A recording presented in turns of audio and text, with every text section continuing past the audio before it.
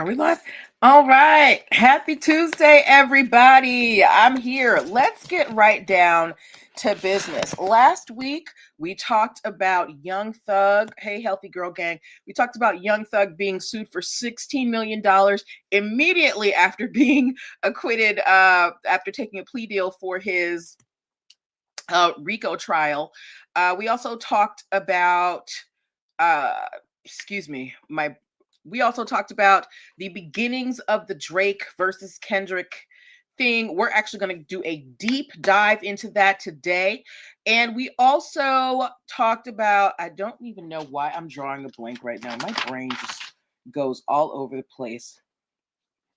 Oh, and we also talked about Diddy's accuser, the lawyer accusing Diddy and who has all of these lawsuits against him. We talked about how he's being sued for extortion and how that might affect, the validity of the 120 victims that he is representing. Okay.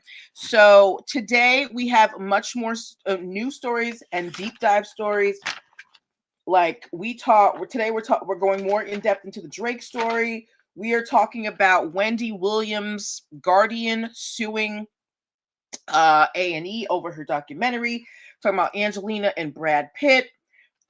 We have tons of things ready for you. So if you are, hey, Dom Destruction. So if you're watching on any of the outlets that we are live streaming on, make sure that you like, share, and subscribe so that if these stories interest you, you never miss when I go live. Okay.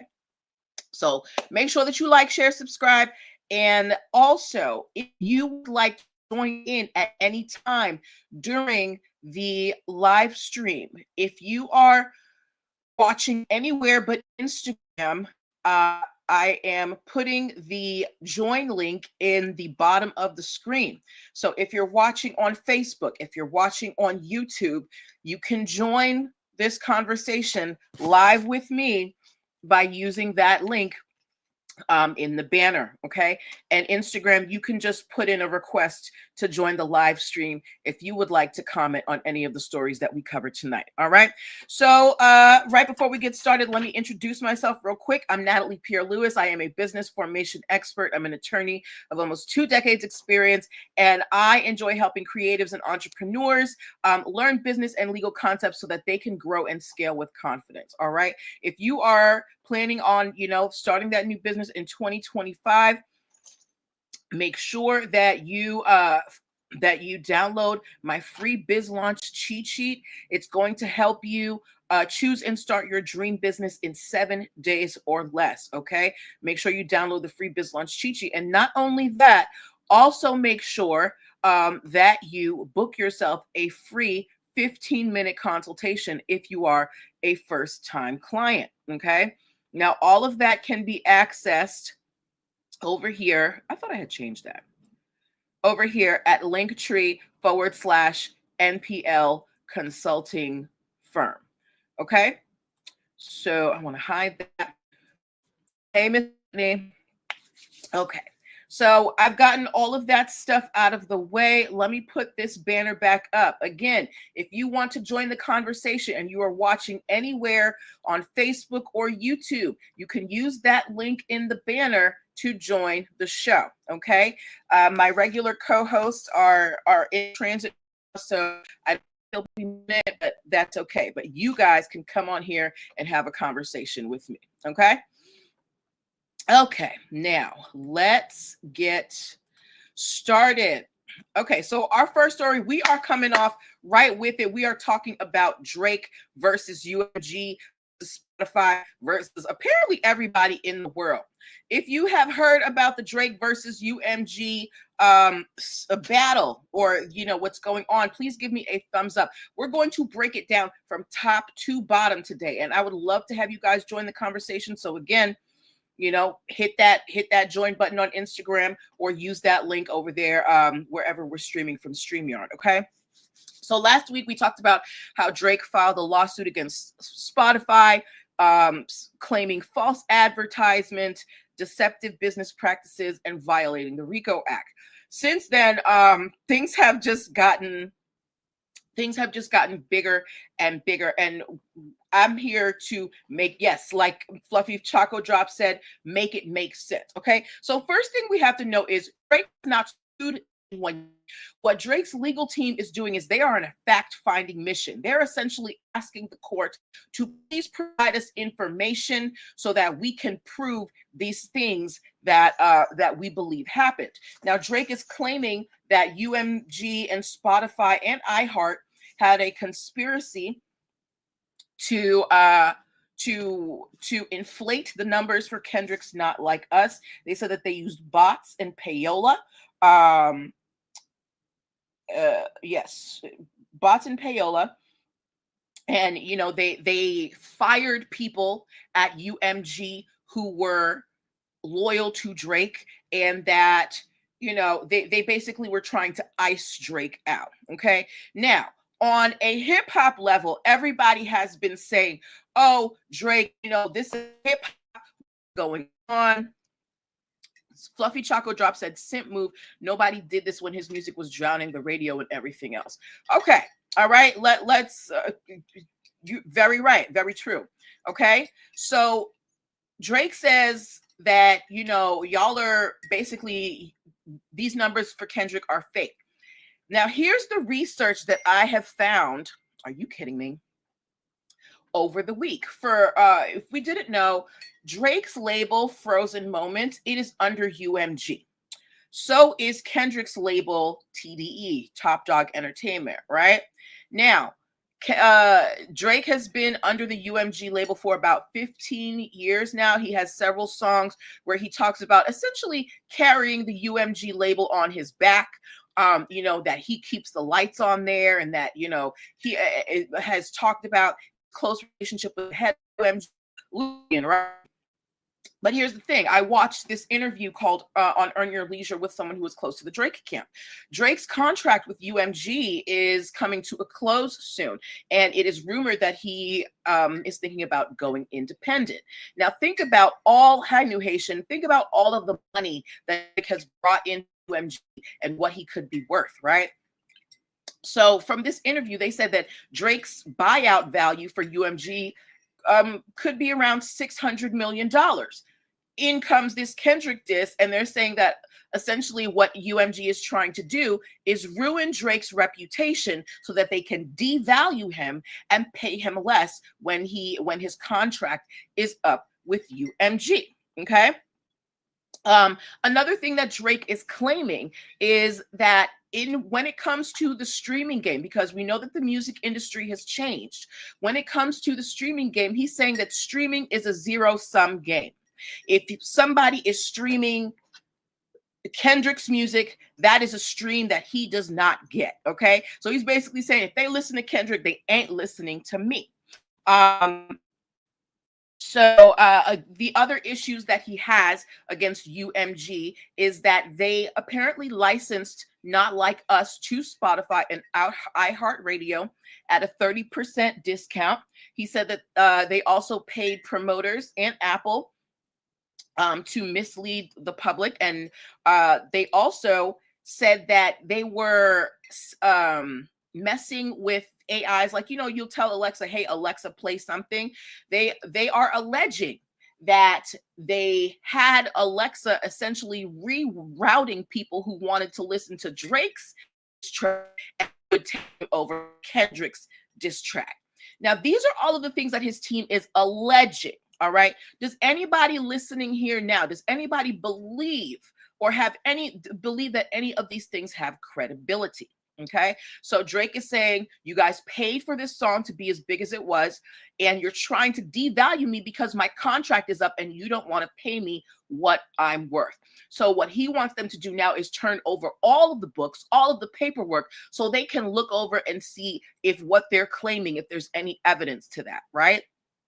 Fluffy Choco Drop said, nope, take your loan. Fluffy Choco Drop said, absolutely not. Now, if we're looking at this, I'm going really fast, guys. If you so if you want me to slow down, please tell me to slow down. Sometimes my brain moves faster than my mouth. But also, if you want to join the conversation, please come over to either Facebook and YouTube and use that link in the banner to join the conversation. Okay. So while we're looking at this situation and we're like, Drake is not hip hop, you're ruining your credibility as a rapper. Let's look at it from a purely business point of view. You have two employees for the same company, right? One employee has been a steady earner for over a decade, bringing in, millions and millions, if not billions of dollars. And you have another employee who's a good employee, but they're not necessarily the most popular employee, but they have brought accolades to the company. The employee bringing in the big bucks, he's about to leave and branch out on his own, right? And then all of a sudden, the good employee who isn't as big of an earner all of a sudden starts surging. And not only that, he's surging and he's also bad mouthing the other employee. And that begins to affect that employee's bottom line, right? Drake is not just a rapper. Drake is a brand. Drake has Nike sponsorships. Drake is the producer for several shows. He has a lot of financially lucrative deals. Having this song "Not Like Us" out in the atmosphere, right, where it's saying that he's a certified pedophile, could have affected his finances. Maybe a brand deal didn't go through because they were like, hey, you've got this song out here. There's allegations that you might be into young girls. Let's hold off on this deal and let this blow over. So this actually could be financially affecting Drake. Again, the rap game is different now. Back when Biggie and Pac were battling, back when who is it? And Cent were dueling. Nobody was getting brand deals like this. Rappers were investing, but they weren't really like the representatives for brands. Now, if you are an artist that brings in money, look at Cardi B. Look at how many collaborations she has. And Cardi B has dropped one album in 7 years, but she sells, right? That makes her money. Same thing with Drake, but Drake could be losing out on money because of, the Not Like Us situation. So this is why, or at least his legal team claims, this is why he's going after UMG, Spotify, and iHeart. Okay. Yes. So I want to know from you guys. Let's think about this. Why do we think that UMG may have the Not Like Us song at a 30% discount? I want to play devil's advocate today. I'm going to defend Drake. I want to defend Drake, and I want you guys to tell me whether he has a leg to stand on or not. If you guys want to come on, please feel free to come on. All right. But I'm going to defend Drake for a minute. I'm bringing y'all in, billions of dollars. I'm about to cash out 600 million. And now you let somebody else in the company basically cut me down. All right. So now I want to prove that this was a coordinated effort so that I don't get my retirement package. As a business person, is Drake doing the right thing? Let's take hip hop out of this. All right. Yes, we know this ain't hip hop. This is not the rap game. This is a new day, y'all. What do we think about this? If in terms of a purely business move, do we think that this is the right move by Drake?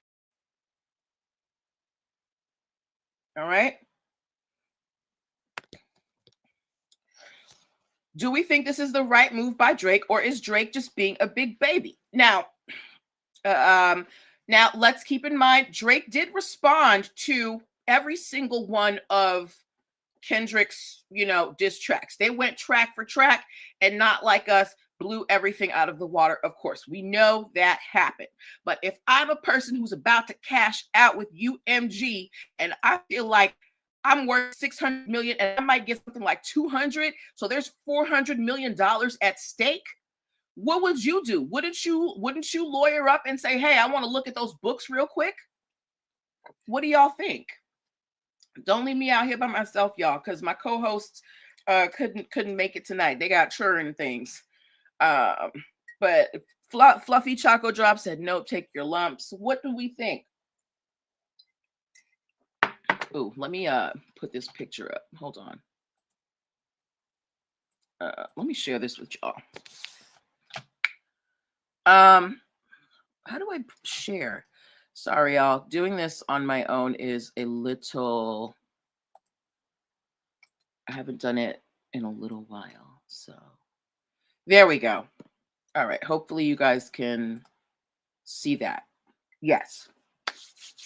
So what do we think about this? Does Drake have skin in this game as someone who's about to cash out from UMG? Do we think that UMG and Spotify and iHeart did collaborate? Because they did license Not Like Us out at a 30% discount.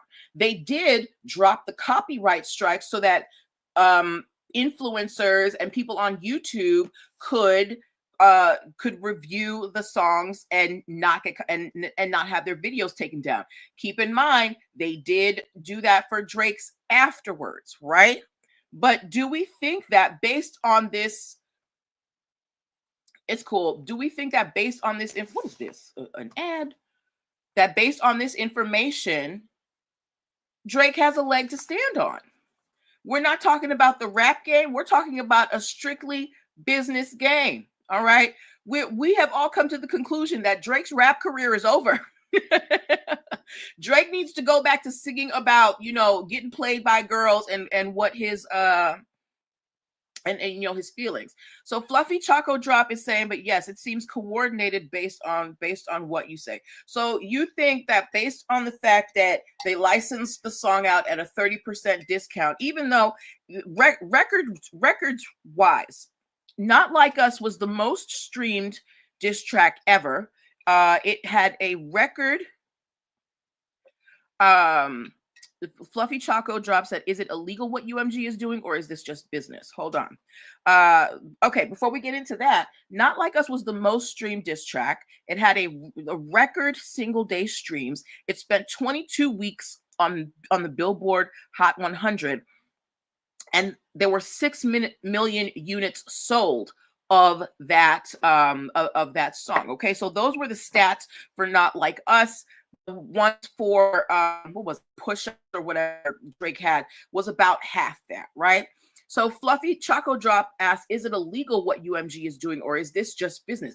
This is the issue. This is why a lot of people are saying that Drake might be able to crush the music industry as it currently is, because we don't really know what goes on behind the scenes. There's always been allegations of payola and pay for play, buying bots. Actually, there was proof 2016 that Drake had purchased bots to run up the numbers for Hotline Bling. Okay, there's an actual contract showing where they purchased bots, right? But that's for Drake as an individual. If UMG is purposely trying to alter the numbers, if they can prove that the big players in the music industry are essentially pulling strings like puppets and none of these numbers are real, that means that a lot of people, a lot of artists could be getting shafted. We know, the amount of money that artists get from actual streaming is very little. That's why all of them want to go on tour, because that's where the big money is. It's because there's always this thing like, well, we don't know exactly how much is coming from streaming. I don't believe that that's true, right? But we don't really know, because the music industry has been able to kind of keep that behind a curtain. What Drake's legal team is trying to do is they're trying to open that curtain and say, show us what's behind the curtain. Let us know, let the world see how this works. Do you think that this would work in Drake's favor, or could this backfire on Drake? Because we already know Drake doesn't write his own lyrics. There's proof that he has purchased bots in the past. And we know that Drake is not, for lack of a term, Drake was not raised in hip hop culture, right? So all of this with if I'm looking at this like, look, I can't game the money and now they're trying to mess with my money. I'm not having it. Right? So he wants basically for UMG to show how they make artists, blow up. So what do we think? If Drake successfully gets UMG to essentially pull up their skirt and show us what's going on under there, how do we think that this could affect the music industry as we know it?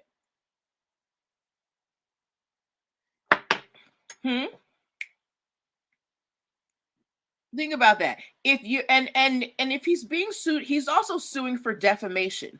If you as an artist can sue another artist for defamation in a song, what does that mean for the rap game? Right?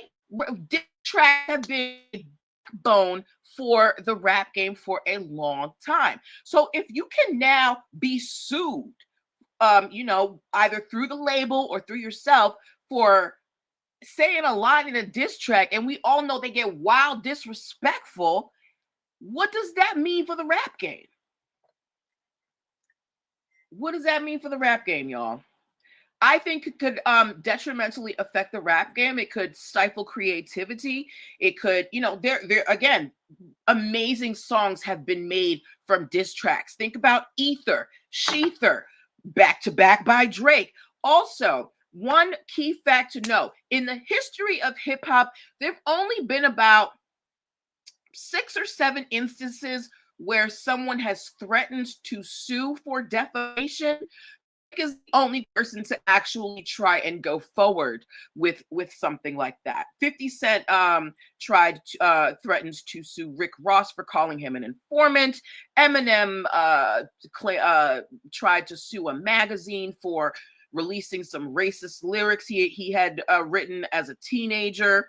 Who else? I can't remember, but people have threatened to sue before, but this is the first time that it's actually happened in the hip hop game. So, one, has Drake affected the music industry thus far? And two, if he hasn't, what does this mean for the rap industry going forward? You guys can leave me your comments in the comment box or down there. Let me know what you think. We spent a lot of time on that story. Okay. Do we have any questions about Drake and UMG? Do we have any questions before we move on to the next story about, what's going to happen? Let me know. I will. You can either just put your questions in the bottom, or you can come on screen and ask them with me, and we can talk back and forth. Okay. So let's put a pin in that real quick, just for a reset for those who may have just come in. You are watching Who's Getting Sued, presented by NPL Legal Dish. This is a live stream where we learn business and legal concepts using pop culture and celebrity news. Hello, Sir Moistin. All right. So next story that we are talking about has to do with a former IT couple. Okay. A former IT couple. Let me get this for y'all. Okay. Brad Pitt and Angelina Jolie. I'm sorry, my friends on Instagram, you can't see the photo, but let me turn this around for y'all. Just posted a photo of Angelina Jolie and Brad Pitt. Who remembers the name of the couple name for Angelina Jolie and Brad Pitt when they were together? What were they called? Why I put that in there, just for those who may not know the background, Angelina and Jolie and Brad Pitt, they met while shooting the movie Mr. and Mrs. Smith. At the time, Brad Pitt was married to Jennifer Aniston, and it was rumored that him and Angelina were getting it on set. And then soon after the movie came out, Brad and Jennifer split, and then he was with Angelina for some time, but they got divorced a few years ago. Okay. Yes, thank you, Fluffy Choco Drop. They were called Brangelina, right? Everybody thought they were this hot couple. And they were like, oh my God, Jen lost her man to Angelina Jolie. Da, da, da. And then Angelina and Jolie and Brad Pitt broke up, and everybody was like, oh, Angelina, that's what you get because you stole that woman's man, right? Now, since they're divorced, there have been allegations that Brad Pitt was abusive. Apparently, the 6 children that they adopted together do not communicate with him. And they had a very, very bitter divorce that is still ongoing. So while Angelina and Brad were married, they bought a vineyard together. Okay, so a vineyard is a place where they make wine. After the marriage was going downhill and they were separated, Angelina, when they bought the vineyard, they said they would not sell their shares from the other without the other's agreement. So basically, Angelina bought half, Brad bought half, and they said, I won't sell my half without your say so. Okay. They got divorced. Angelina's like, I don't want to do this no more. So she tries to sell her half to Brad Pitt for $54 million. Brad Pitt says, I don't want to buy your I'm not going to buy your half unless you sign this NDA saying that you will not talk about me. So again, like I said, there have been allegations of severe abuse during Angelina and Brad's marriage. And what Angelina's legal team is saying is that Brad refused to purchase Angelina's stake because he wanted to keep her quiet. So Angelina was like, look, I ain't dealing with him no more. And she sold her stake to someone else for the amount, $54 million. And then Brad Pitt is suing her for $67 million because he said that she violated their verbal agreement not to sell their share without the others say so. Okay. So what do we think about this? Do we think that Brad is being unreasonable? He doesn't like Angelina. Hey. Toby thinks he's being unreasonable. So Angelina wanted to sell her share. She's like, we're not married anymore. I don't want to be connected to you. Hi, Sunflower Vibes. I don't want to be connected to you. Buy my share and, let me be on my way. Brad was like, not unless you sign this NDA, said you're not going to talk about me, right? And Angelina was like, I'm not doing any such thing. And she finds somebody else to buy the vineyard. And then Brad Pitt says, well, then I'm going to sue you for breaching our contract because we had a verbal agreement not to sell it without the other's permission. What do I tell you guys about verbal agreements all the time? What do I tell you about contracts in general? Somebody who has been a long-time viewer, can you please let the other viewers know when it comes to contracts, what are we supposed to do? I don't want there to be too much silence. So I'm gonna give you like 5 seconds. 5, 4, 3, 2, 1. Put it on paper. Verbal contracts, it's not that they're not enforceable. They're just hard. They're difficult. If you're gonna have a contract, I don't care if you write it on a napkin.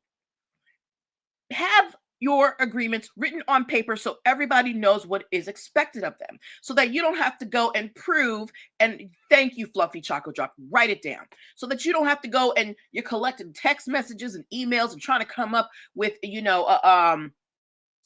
like how things developed. Have a written contract, because Angelina and Brad may not have been going through this had they had a written contract as to what it would take to sell this vineyard. Okay.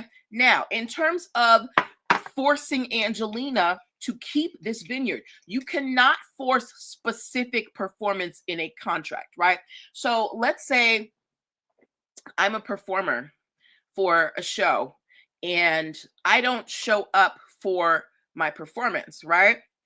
The company that hired me to perform, they cannot force me to perform. All they can do is sue me for money. So Brad was trying essentially to force specific performance. He's like, I don't want you selling this vineyard, period, because ABC.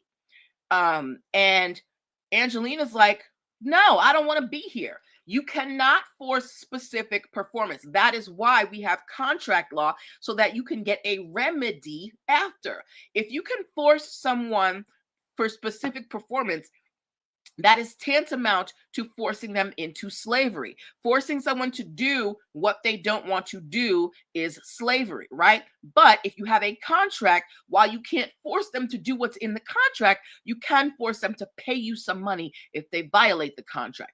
Now, this is why you have your contracts written down. So Angelina and Brad, they're going back and forth. Angelina already got her money from this sale, and now Brad Pitt is trying to get that money and then some, right? So what do we think about this between Angelina and Brad? Do we think that had a leg to stand on? Should Angelina have, tried to work it out with him and say, look, Brad, I won't say anything bad about you in the public, because they're still going through stuff. Like, her lawyers are asking for text messages and emails from him, to substantiate alleged abuse and all of this, right?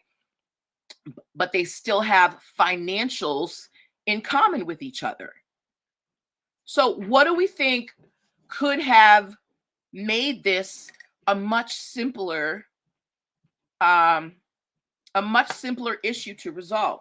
What could Angelina and Brad have done to make this a much simpler issue to resolve, excuse me? And Fluffy Choco Drop already, gave us, hold on, we got a comment right here. B Chill said that is not true. She admitted wanting to stay until he shared his desire to sell wines.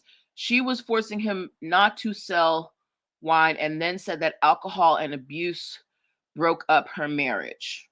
Okay. Let's say that, their reasons for splitting, that broke up their marriage. Either way, he can't force her to keep the vineyard. Again, specific performance is not allowed, because that is tantamount to slavery. That's why we have contract law. So if you break the contract, the other party can get financial compensation, right?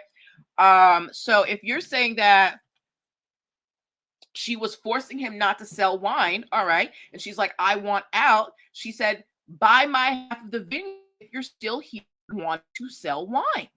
So why didn't he buy her half of the vineyard? Why did he say, no, I won't purchase it, unless you sign this NDA? Fluffy Choco Drop said, too many feelings. Right. And this is why I tell you guys, when you're going into business with someone, I don't care if it's your mother, your priest, your lover, your spouse, your child, your whoever you respect, love, whatever. Write your contract down on paper, okay? Because feelings get involved, memory lapses, things happen. So please, when you are going into business with anybody, especially someone who you are romantically involved with, for the health of your relationship, you want to write things down. I have gone into business with more than one friend for projects here and there, right? We always have a written contract, and these are people who I've known for multiple decades. So, and it's not because we don't trust one another. It's because we value that relationship so much that we are protecting it by having a document saying what our roles are. Okay. All right. Let me see. Be chill. The agreement was that he would buy the vineyard first. That's the issue here. Her excuse for selling it is that it was tied to an NDA. Yes, I'm not disputing. I'm not disputing that. What is the issue? Angelina is saying she tried to sell it to him. She offered it to him. He not, and she's saying that he did not want to purchase it because he wanted that NDA. Absolutely, that's what's being alleged, right? But again, if you her issue was that the NDA was too broad and too onerous. Essentially, he was trying to stifle her and keep her from talking. This is what her legal team is saying. This is not what I'm saying. This is from what I'm reading. They're essentially saying that the NDA he wanted her to sign was ridiculous and there was no way she was signing that. So she sold it and, she's just dealing with the consequences after. And they had a verbal agreement about this selling of the vineyard. Now, the problem with the verbal agreement is you don't have all those little clauses and things for if this, if that, if this, if that. It was a verbal agreement. So that's why there's this, back and forth. Hello, Nurse Cutie on duty and Lacey J. So in terms of, when you go into business with a partner, with a spouse, having those things on paper is essential, especially if you want to maintain the health of that relationship and just in case things don't work out. Because look at the divorce stats, okay? 50% of marriages don't last. So if you're going to go into business with that person, unfortunately, you do have to contend with the fact that this partnership might not last and we may need to separate. So let's, have a plan for if and when we separate. But that's not very romantic. So people don't want to do that, right? And at the end, y'all, look, business should be devoid of feeling, but it is not. That is why we have contracts. That is why we have leases. That is why we have business law. That is why we have regulations. Because while we may have good intentions going into a business deal, our feelings, our memories, things like that, they change. Having something written down on paper helps you know what's expected of you and helps you have recourse for when things aren't working out. I have a client right now who is dissolving a joint venture with a colleague because that colleague did not complete their duties as written out in their joint venture agreement. The contract said you're supposed to do these set of tasks. That person did not complete these set of tasks. And based on that, they are ending their joint venture because there has been a breach of contract. You didn't do what they want you to do. She can't force that person to do what they're supposed to do, but she can dissolve this venture because of the breach, okay? Now, is it causing a little tension between the two of them? Absolutely. But they have this contract here that at least gives them a roadmap to navigate this tense situation so that, maybe they can get back to a better place later. All right. So good luck to Angelina Jolie and Brad Pitt. Now, do we think that Angelina should have to pay Brad Pitt for not getting his permission to sell her portion of the vineyard? Do we think that Brad is owed any money, or do we think that Brad is just trying to, keep Angelina quiet and trying to hold her essentially hostage with this vineyard? What do you guys think? Brad and Angelina. I remember. Hold up. Fluffy Choco Drop says he knows what he is doing. He still has a thriving production company with X. For real? With X? I did not know that. I did not know Brad Pitt still has a production company with Jennifer. Wow. Crazy. And I'm sure that they have plenty of contracts, putting that thing together. Because Jennifer Aniston's father is like one of the anchor characters for, I don't know, Young and the Restless. Her father is like some big time soap opera star. So he knows all the ins and outs about, Hollywood. And I'm sure he guided her carefully in making sure that she had all her ducks in a row. But yeah, so Fluffy Choco Drop thinks that Brad knows exactly what he's doing. Who thinks that Brad is just, trying to protect his interests and Angelina's being unreasonable? Is anybody on Brad's side? Because so far I've only had people. Actually, no, we have one person over here, Be Chill, who seems to be. I don't want to misspeak for you, Be Chill, who seems to be on Brad Pitt's side. But do we think that Brad Pitt deserves anything because Angelina sold the vineyard without his permission? B Chill said 100. She owes money to him. She's miserable and needs to get her life together. Okay, so B Chill is on Brad Pitt's side, and Fluffy Choco Drop is saying he's being manipulative. Okay, so we've got two ends of the spectrum here, and this is where the law comes into, kicks in, because these are two people who have their viewpoints. So now they have to come to a disinterested third party, aka the judge, to come to make a final decision as to who is in the right and who is in the wrong. And it's going to be a little bit more difficult because it's a verbal agreement. So now they're having, both sides are requesting emails, text messages, all of that stuff. Okay.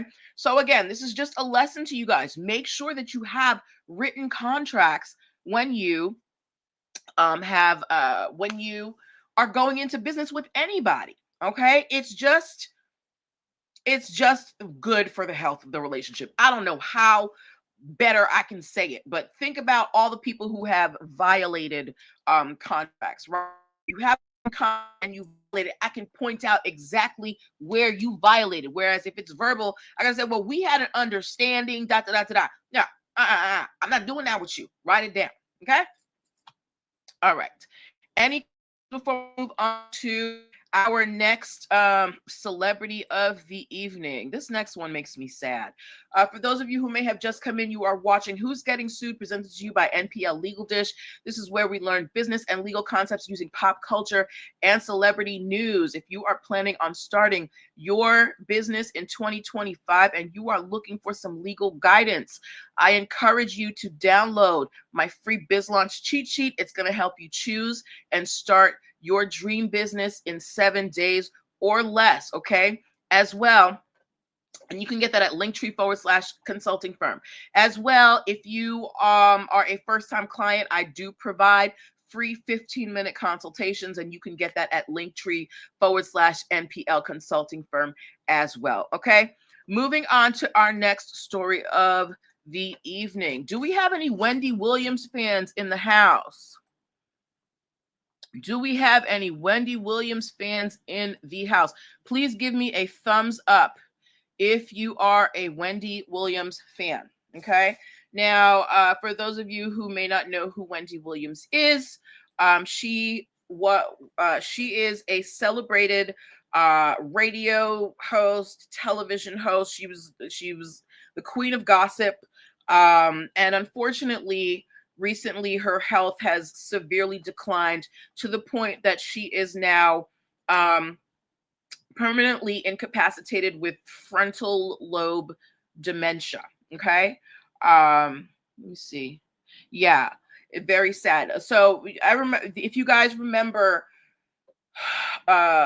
Wendy, she had fell out on her show at one point, and then she took a long break. They had a lot of guest hosts. She came back for a little bit, and then they ended the show, right?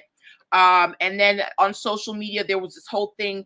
Her bank had essentially frozen her assets, and she was, on the internet saying that they stole her money.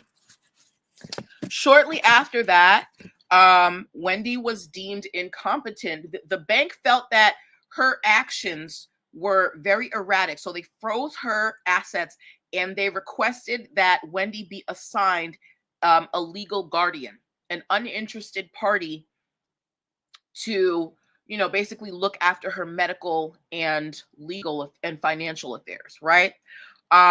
They did not choose her son, probably because he's so young. I think he's in his early 20s. They obviously didn't choose her ex-husband, who they felt was, manipulating her. And other than that, I don't know who else was in Wendy Williams' life. I don't know who her friends were. But basically, when was this aired? In not too long ago, there was a documentary that aired on Lifetime, on the Lifetime network. Did anybody watch the Wendy Williams Lifetime special, Where is Wendy Williams? If you did, please give me a thumbs up in the comments. If you watch the Wendy Williams documentary, give me a thumbs up in the comments. Now, a lot of people kind of questioned this documentary because of how Wendy was presented. When Wendy was at her height, say what you want about Wendy, there were some things that were trademark Wendy. First of all, Wendy always had her wig on.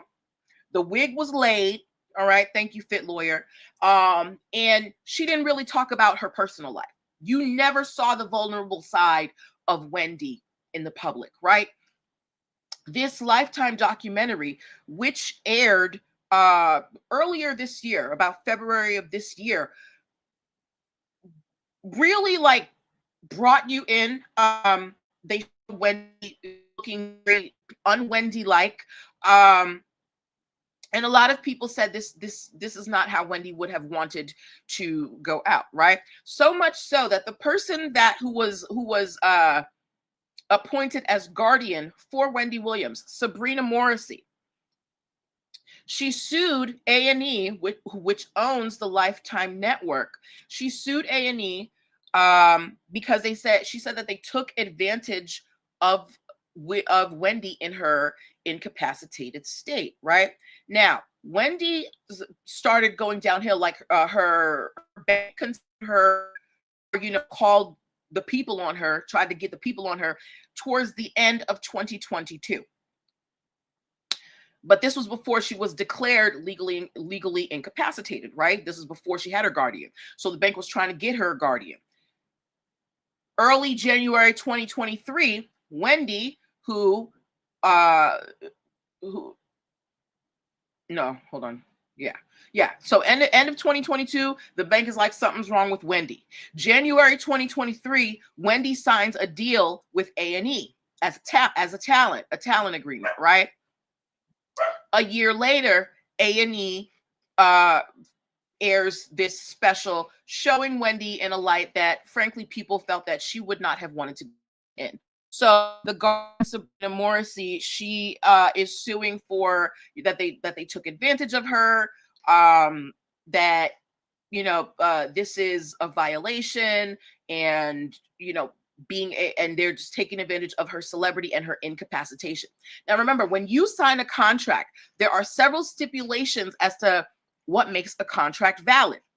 1, you can't be on drugs. 2, you have to be of sound mind.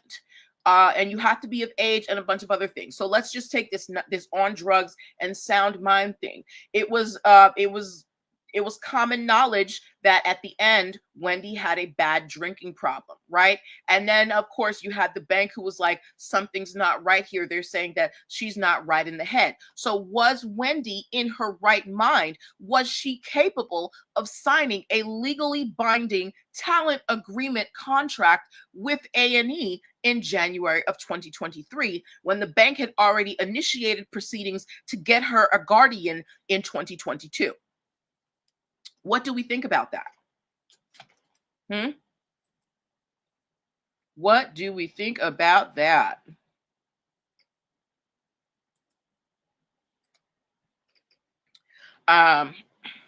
Okay.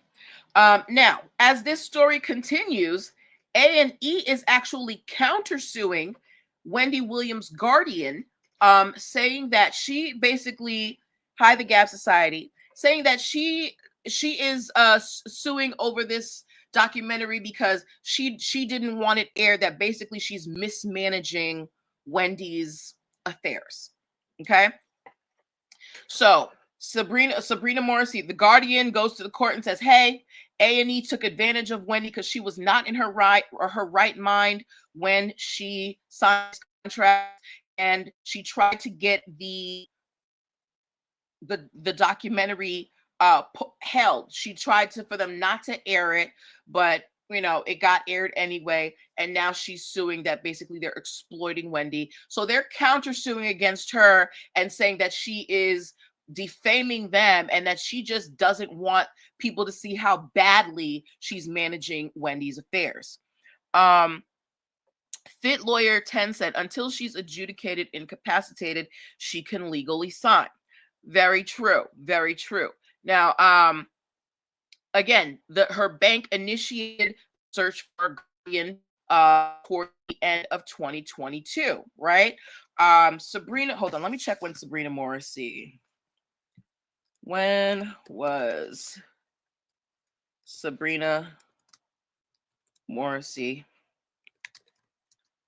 appointed guardian? Okay. So, hi, Canada, Cape Cod, DC. So, Sabrina Morrissey, she was appointed guardian actually in 2022 after Wells Fargo alleged the former TV host was incapacitated.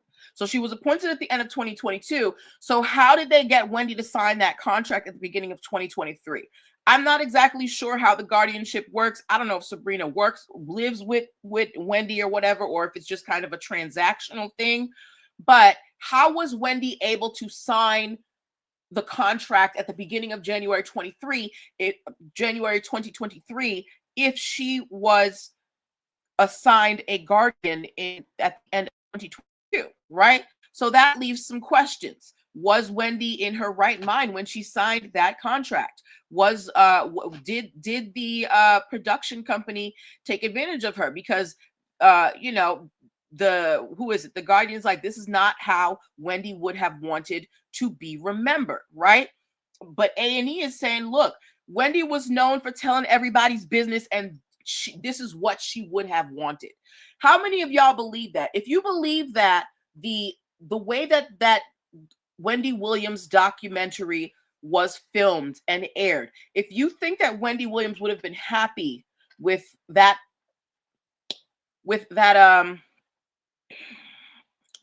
with being shown in that light, if you think she would be happy with that, give me a hand. If you think that Wendy would have seen that, where is Wendy Williams documentary, and like, I'll aid that was a great job, give me a hands up. If you don't think so, give me a thumbs down. Because I think a thumbs down. Wendy did not want us in her business. She didn't even want us to see her without a wig. So while it was an intriguing documentary, it was very sad, and a lot of people felt some kind of way that this is not how Wendy Williams should be going out as the queen of gossip and media, right? So now there's a lawsuit brewing. The Guardian is saying that A&E exploited her. Fit Lawyer is saying that Wendy would not have appreciated this, being shown in this light. Does anybody disagree with Fit Lawyer? Lawyer 10, I should say. Anybody disagree with that? I also don't think that Wendy would have wanted to be shown in this light. She barely talked about her divorce, and she didn't really talk about her divorce till that thing was over. So it'll be interesting to see what happens, because let's just say that A&E is found to be at fault, that they did take advantage of an incapacitated person, right? What do we think that the damages are going to be? Because the documentary already aired. You can't take it back. Right? Maybe you can take it down off streaming, but people have already seen it. People have seen Wendy in that light.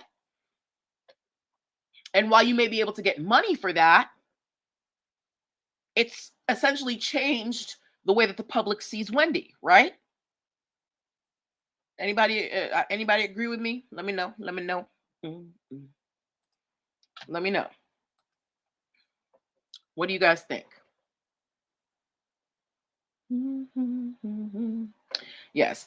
Either way, I think this is a very sad way for Wendy to go out. Whether you were a fan or not, we all grew up with Wendy Williams. We know we knew who she was, she knew who she was, right? And whether you were a fan or not, she's a cultural staple. She's a cultural icon. Whatever your feelings about her may be. A lot of people aspire to Wendy Williams. She's the one that launched probably a lot of your favorite YouTube commenters, like I don't know, those people who, they sit around and talk about people's business all day and getting sued because they ain't got no facts. Oh, the mason jar, what happened with Wendy?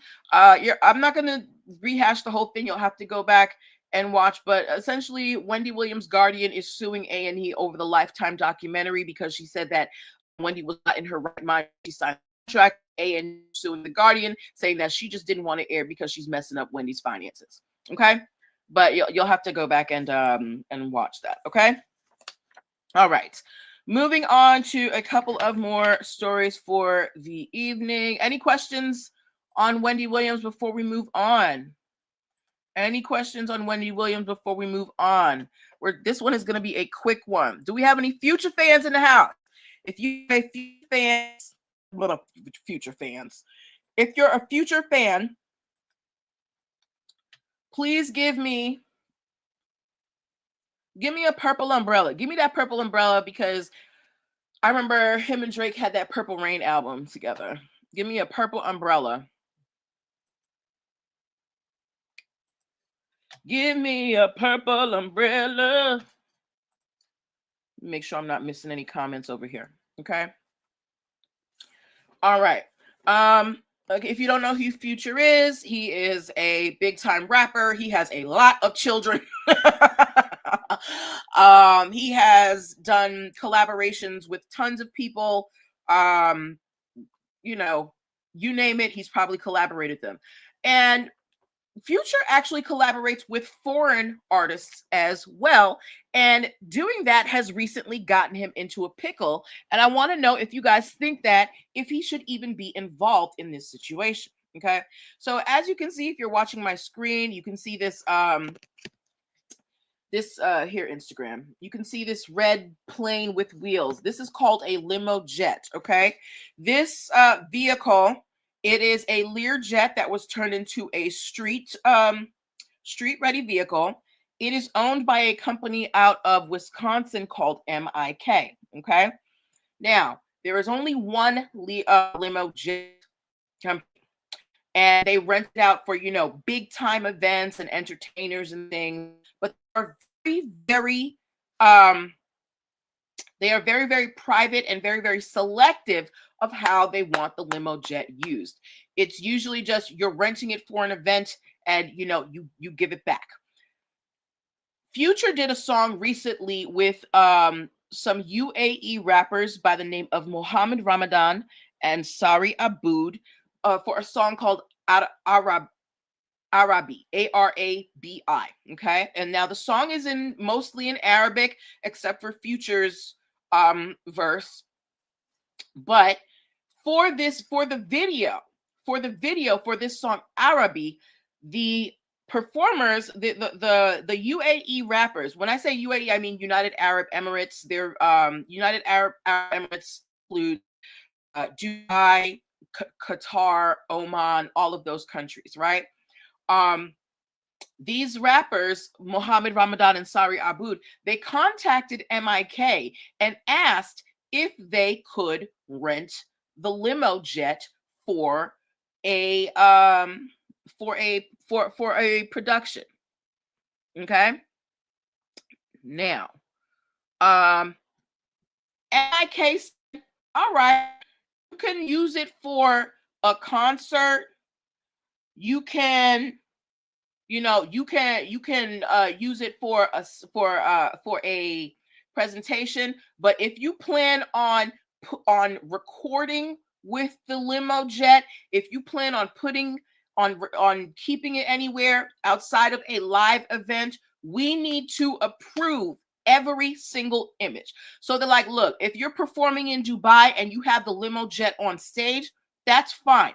If you're shooting a music video and you want limo music video, you need to get that approval with us, right?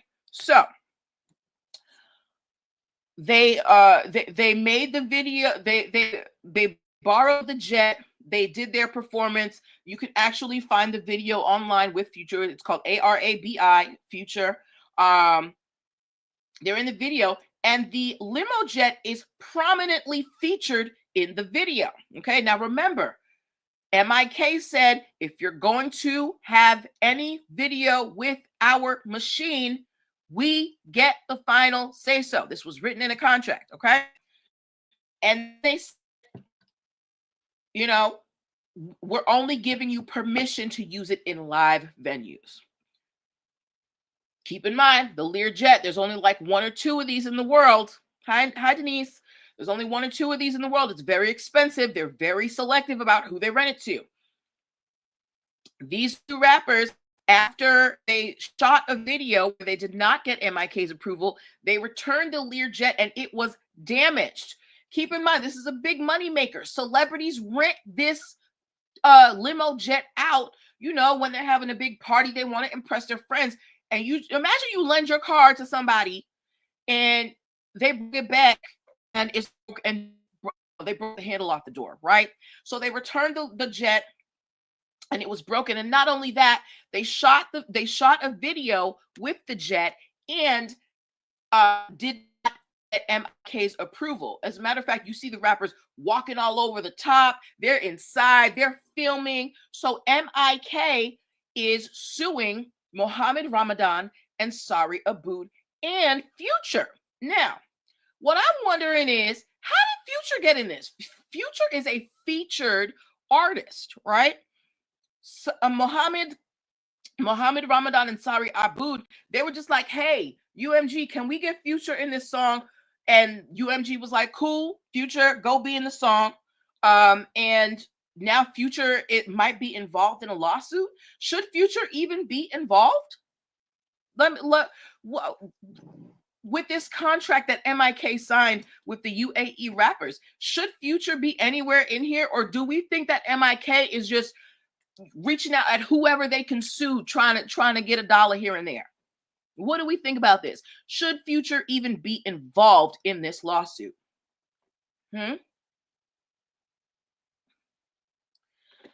What y'all think? I don't think Future should be involved. If you're a featured artist on a song, I don't know what goes into that, but I would think that all you really have to show up is show up on set and do your thing. Fit Lawyer is saying the latter. Fluffy Chocolate Drop is saying a reach. I think so too. I think that MIK is just like, look, somebody broke our toy. Somebody got to pay us. And they're just trying to figure out who's going to pay them. UMG is already saying that, trying to get it dismissed because they're saying that there's a lack of jurisdiction because it was rented by the UAE rappers and not UMG itself. So we're going to wait and see what happens between, I feel like Future will be dropped from this. I don't, because also in the video, Future never touches the limo jet. You only see one of the rappers actually touching the limo jet. Okay. But good luck to Future. This is one situation where I don't think he's at fault. All right. Okay. Any questions? Hold up. Fit Lawyer said, mud on the wall, see what sticks. Absolutely. A lot of times when people are going after big pocket, parties, they're just trying to throw things out to see, who they catch up, because it's better overall. And they say, well, we can drop those than for you to forget somebody. So they're just trying to throw the whole kitchen sink in. Okay. All right. So we just have some minor things to talk about next. Now, earlier in the night, we talked about, Drake and whole UAE thing. If you missed that, you can go back and watch the replay. But one of the reasons why Drake is so, or why musicians are so up in arms these days about, the streams and what the labels are doing is because music copyrights are big business. As a matter of fact, there was a report that was recently revealed that said that music copyrights are now worth more than the film industry. Music copyrights generated about $45 billion last year, as opposed to $33.2 billion from the film industry. So when we are talking about the music industry, it's huge. It is an intellectual property. It's a big moneymaker. So while, a lot of artists in the past, they weren't necessarily getting into music for money, you have a lot of artists who are here. They're here temporarily. They're like, this is the easiest way for me to come up, make a buck. I remember Cardi B, she was saying, I'm not staying in music forever. I'm going to make a certain amount of money and then I'm going to get my money and go. Right. So a lot of people are not in the music business for the music. They're in the music business, excuse me, to make money. So keep in mind, when you hear these artists, filing these lawsuits, understand that they are trying to get their piece of a $45 billion industry. Okay. All right. And no. Okay. Couple more things. Olympics. Any Olympic watchers here? Anybody here an Olympics fan? Anybody watch the last Olympics? If you didn't know, the Olympics, they every year or every time there's going to be an Olympics, they trademark, the Olympics and the year and where it's going to be. So you had, Paris, Tokyo, whatever, right? All of those get trademarked by the Olympic Committee when they're going to have the Olympics. And everybody knows this, right? Unfortunately, some people take advantage of this. I don't know if you guys have ever heard of something called trademark squatting. Some people will purchase a trademark that they know is going to be popular because they know a company or a domain name because they know the company is going to want it. People were making a lot of money on the path came to domain names. People would want to buy a specific, website name, and people would be like, "Well, give me $100,000." That's not really what's going on anymore. Now, a lot of people are doing what's called trademark squatting. And in particular, there is a company called City Pure LLC. They have consistently, every time there is about to be some Olympics, they file trademarks for wherever the Olympics are and the year, right? The Olympic Committee took them to court. And they came to an agreement that, fine, you can use the trademarks that you have filed so far, but you cannot use them to promote any products. You heard about that when they first started discussing changing the Redskins name? Yes, people were trademarking all sorts of names trying to get the Commanders to pay them some money, right? Either way, Olympic Committee had went after City Pure and said, "Okay, stop trademarking, trying to get us to pay you for these for these names," right? And the judge said, you can keep those names that you trademark, but you can't use them to promote any products or sell any ad space. City Pure said, okay, and then did the exact opposite. City Pure bought trademarks for domain names like Paris 2024 and then sold ad space for advertised their own app where they were going to live stream the Olympics. Okay. No. So think about that. You have a company that is unaffiliated with the official Olympics, stating, at a website that if people are looking for this particular Olympics, Paris 2024, if they go to paris2024.com, they come to a website owned by City Pure, where City Pure is saying, hey, you can watch the Olympics here on our app. Okay. So the Olympic Committee was like, no, girl, this is ours. We had an agreement. So now they are in court again, and they're probably gonna get some damages from City Pure. Guys, trademark squatting can cost you money. If you do not have if you don't have connection to a trademark, especially one that's pretty well known, and you try to trademark it, it can get kicked out. Remember recently we had that Jules LeBron thing where she was online. She was upset because somebody had tried to trademark very demure, all that stuff, right? But eventually it got straightened out because they realized that this is only attributable to Jules LeBron. The way that the Olympic Committee markets each Olympics is very it's a brand. So City Pure has no right to infringe on that brand. They have they have that industry on lock. So Olympic Committee is back against City Pure, saying you can't be out here basically trying to pirate the Olympics and stream it on your app. Okay. So don't trademark squat, guys. It's not cool. All right. Have I talked about everything? Okay. And the last thing I'm going to leave. Hold on. Fluffy Choco Drop said that's why celebrities trademark their children's names as babies. It's not just trademarking the name so someone else can't use it. If you remember, Beyonce and Jay-Z, when Blue Ivy was first born, tried to trademark her name because they said she was a cultural icon. At the time, there was a wedding planning company that was called Blue Ivy Weddings, and I think Beyonce tried to Beyonce and Jay-Z tried to purchase their name or get them to leave the name. They said they wanted $10 million. Jay-Z and Beyonce was like, girl, are you crazy? So they went to court, and the court ruled that, you don't have a product here for Blue Ivy. You're not selling anything under Blue Ivy's name. So at the time, Blue Ivy's name could not be trademarked. When you are trademarking something, you need to have something to sell. You cannot trademark something to keep someone else from using it. Okay. Oh, let me close this out. Sorry. Yes. So, yeah. So in terms of trademarking, you need to have something that you're selling in order to trademark, and you cannot trademark to either keep someone from using something or force someone to purchase it from you. Okay, so that is the lessons that we should take.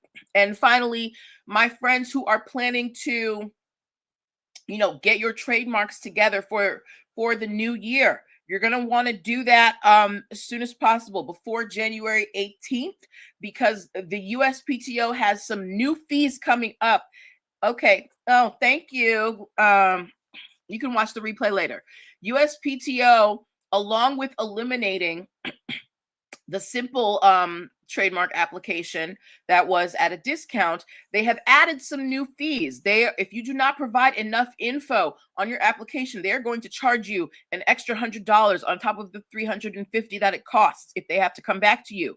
If you do not use the listed classes goods that they have in their extensive database, they're going to charge you another $200 on top of the $350 for the application. And if you go over the word limit, over 1,000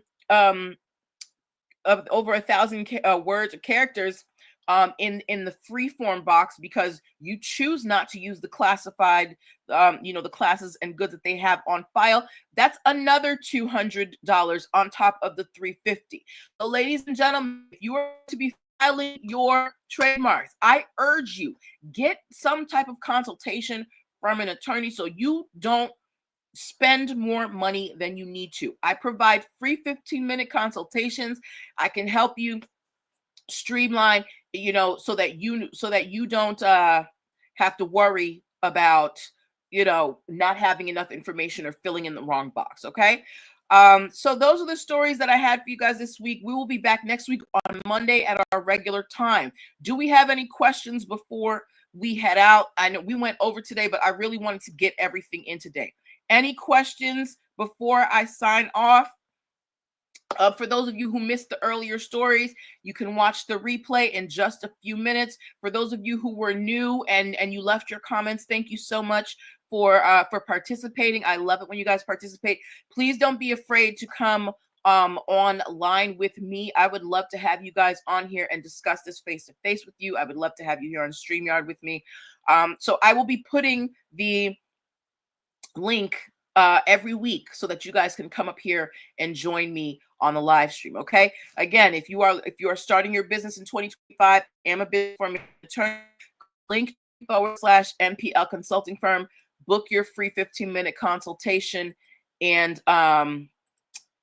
get your free biz launch cheat sheet. Okay. Right. So I think that is it. That is where I'm going to leave you. I will be cutting up this episode and, putting the different stories up throughout the week. So it's a lot for you to have to go through an hour plus of information. So keep an eye out for that. Make sure that you share, like, and subscribe so that you can see when I post the cut-ups. All right. So have a good night, everyone, and we will talk next week. Bye.